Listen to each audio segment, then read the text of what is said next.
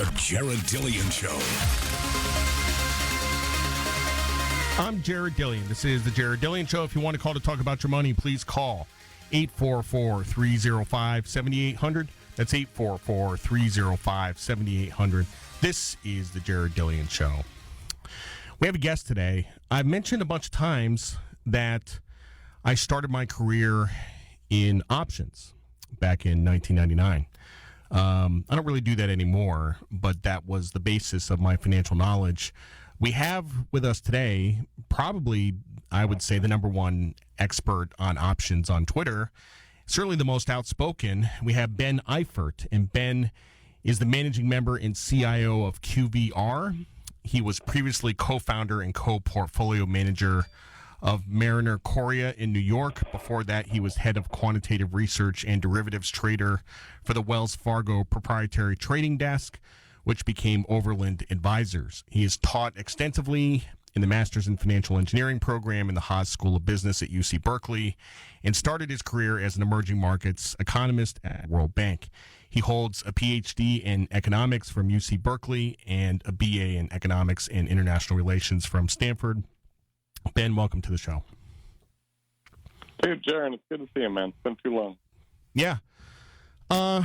So I knew you had a PhD, but I didn't know what it was in.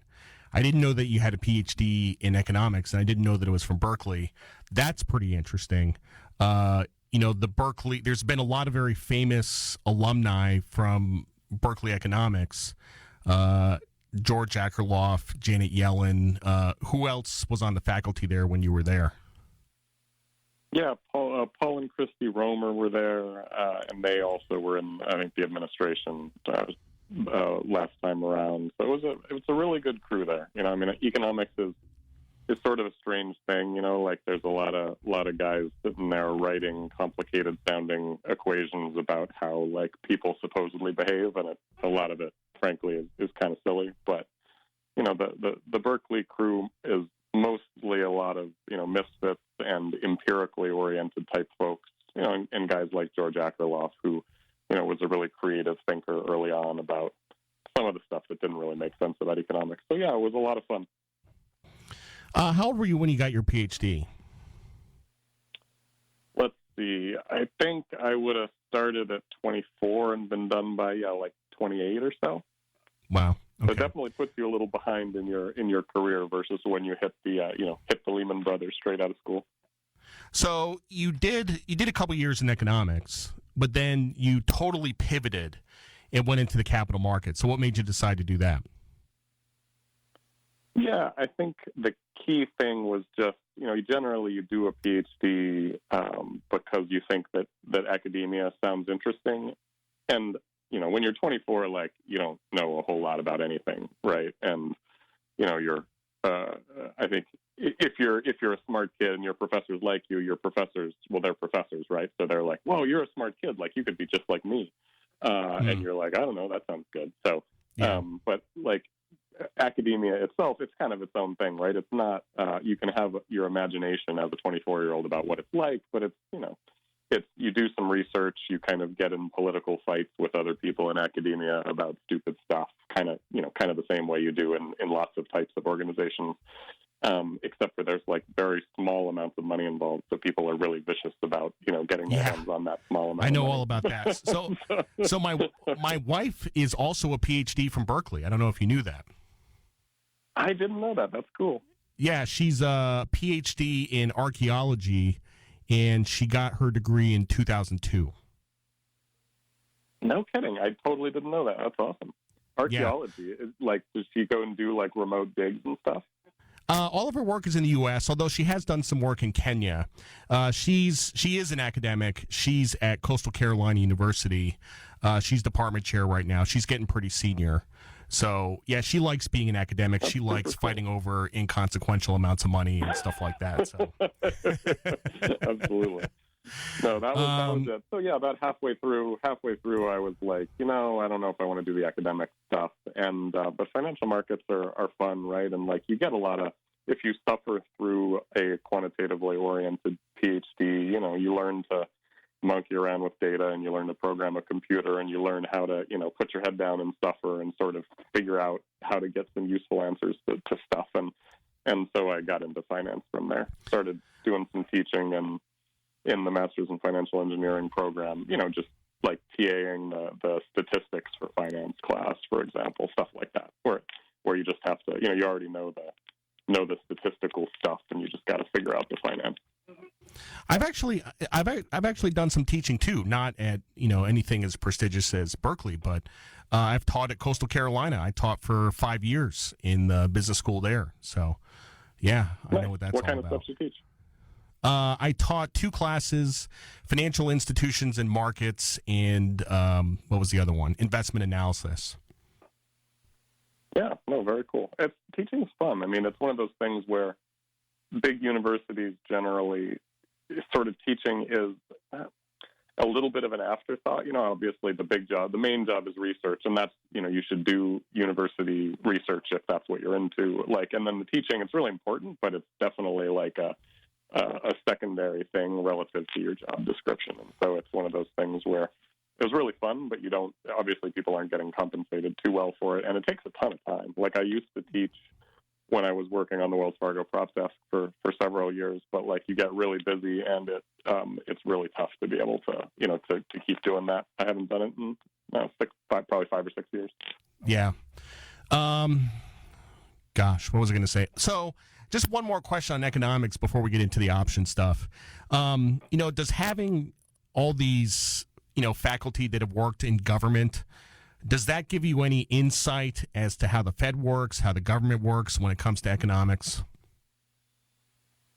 So I would say, nothing that special for me other than in terms of just pure knowledge. But it does, it is cool to be able to, send an email or pick up the phone and talk to, some really interesting people that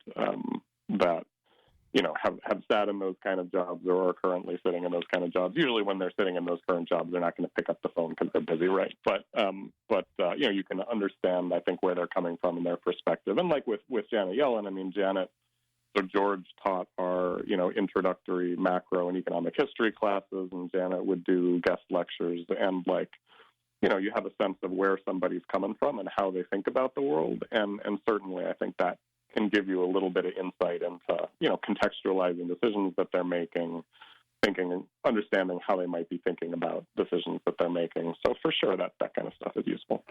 Cool. Well, as I said in the intro, I'm not really a derivatives guy, but that's kind of where I started my career.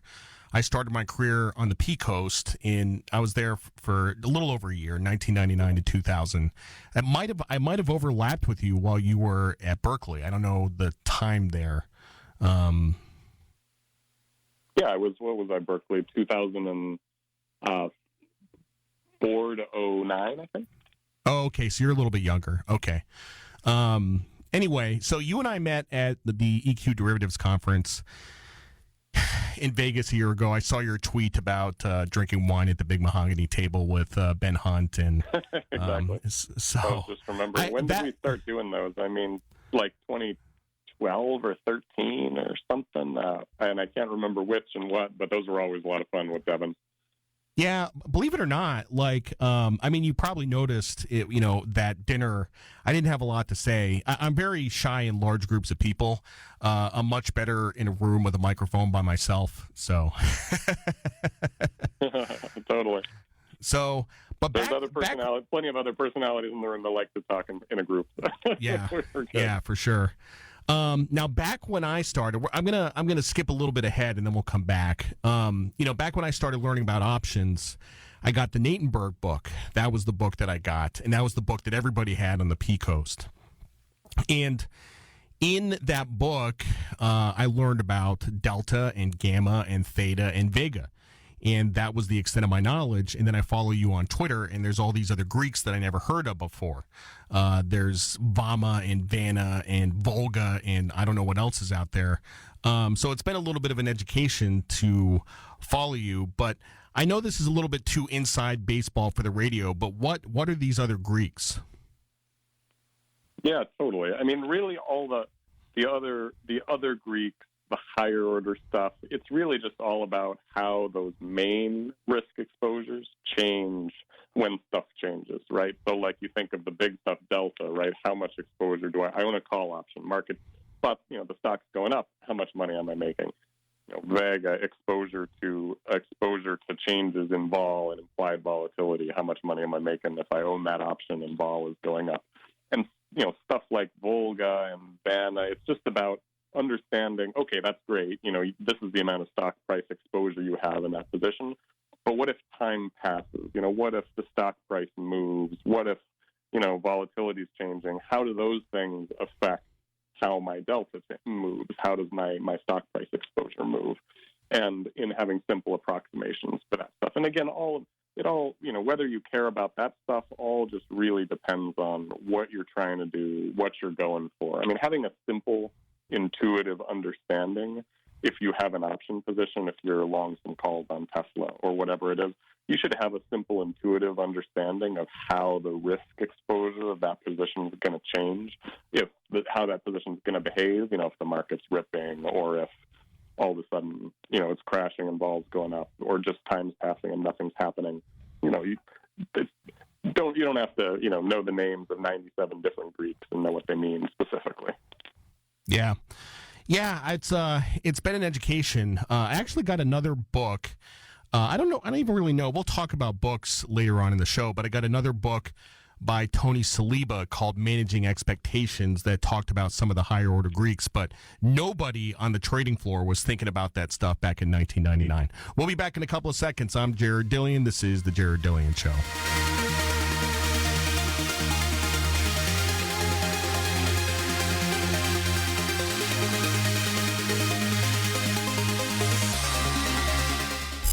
The Jared Dillian Show.